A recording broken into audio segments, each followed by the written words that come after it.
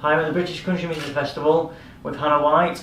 How are you doing? Very well, thank you. Good. How did you get into writing and performing? Well, I've just always written since, I was a kid, never something I've kind of decided to do, but just writing songs is something that's always happened, and I'm always doing it. Not every day, but pretty much every week I'm writing songs. So yeah, it's always something I've done and just been performing. I actually came to performing a lot later because I was very shy. We were talking about being shy and not easy in front of cameras. But so it's taken me a lot to overcome. You know what it's like. It's difficult to overcome a lack of confidence and not wanting to be seen. And you're so exposed standing on stage, and then you're singing about something that's very personal. Yeah. When I started, my voice would be shaking, my hands would be shaking, and I would always come off stage and cry. Yeah. And so I remember thinking, why am I doing this to myself? But something obviously kept pushing me to carry on, and now I get nervous, but it's kind of a good nervous. Yeah, nice, comfortable, normal nervousness, not crippling. So what inspires your songs then? What motivates you to write them? What? I just think life does. Like I always write songs that are autobiographical. Yeah. They're always. I think songwriting for me is a way of just getting through life and surviving. So if whatever happens, something bad happens to me, I want to write about it. If something good happens to me, I want to write about it. It just seems to be an automatic thing. Mm. And I write, because I'm writing so much, there's a lot of rubbish songs that come out, but every now and again I think, no, I'm happy with that. So, yeah, and then it becomes something that I can share. Yeah. So, yeah. If you could invite 5 musical heroes of yours to a dinner party, who would you choose? Wow. It would have to be Bob Dylan, possibly John Prine. I think he seems like such a lovely person, and I just love his songwriting. And the fact he's not very well, he's had cancer and he's old, and but he's still writing, and his voice is so touching. Anyway, John Prine, Tom Paxton, because he's a songwriter I admire, also someone who's still going and still writing, and he's quite political, he cares about the world he's in, and so I think he'd be a good person. Maybe someone like Dolly Parton, just because she's Dolly Parton. We were listening to her in the tour bus on the way.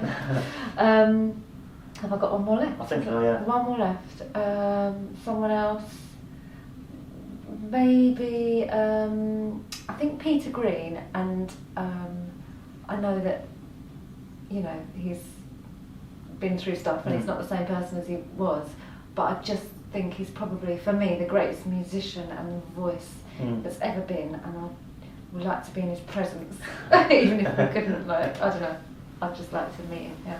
If you could take a well-known song and turn it into your own country-style song, which would you pick? Oh, that's really hard. A well-known song. Oh my gosh. Put it on the spot. Yeah, that's really hard. I listen to a lot of country music. Mostly. I don't really listen to other stuff.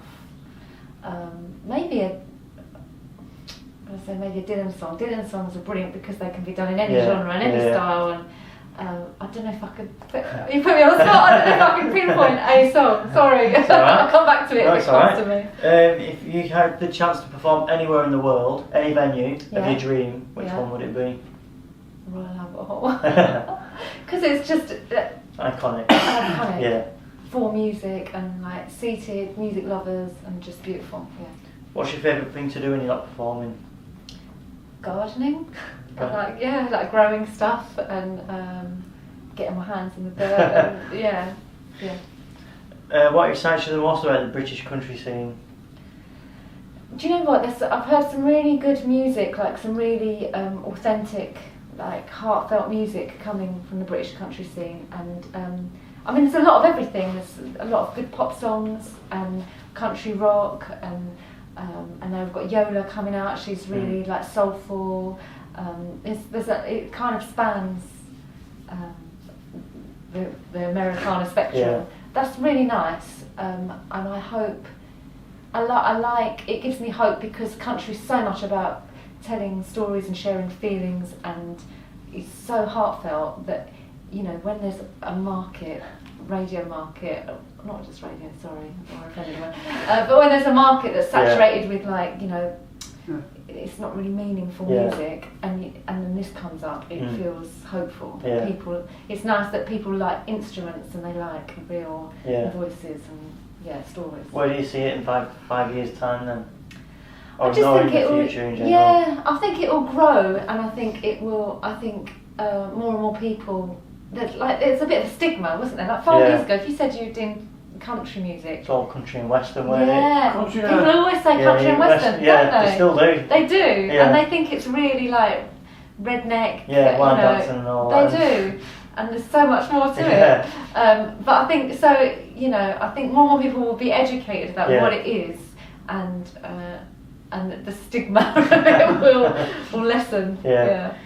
What's the most unusual gig you've played?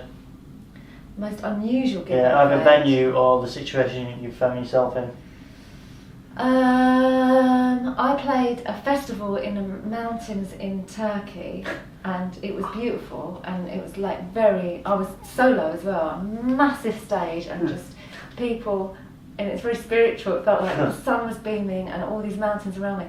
But then mid-set, I could see people kind of waving, and I was like waving back. I thought, okay. But then they cut me, and it was the call to prayer. I didn't know. And in Turkey they have the call to prayer, and you have to be quiet and silent, and people pray, which is what they did. And so I was standing on stage, like, and just stopped and waited for that to be over, and then I carried on. Carry straight on. Yeah.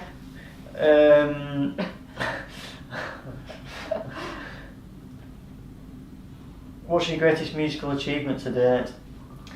Greatest musical achievement? Well, you know, when you start off like making your own songs and putting them out there, like the idea of being on national radio and getting in national press and stuff is just, it feels like wow. So when that happens, the first time I was playing on Radio 2 and seeing reviews and that felt amazing. It felt like wow, I've made it.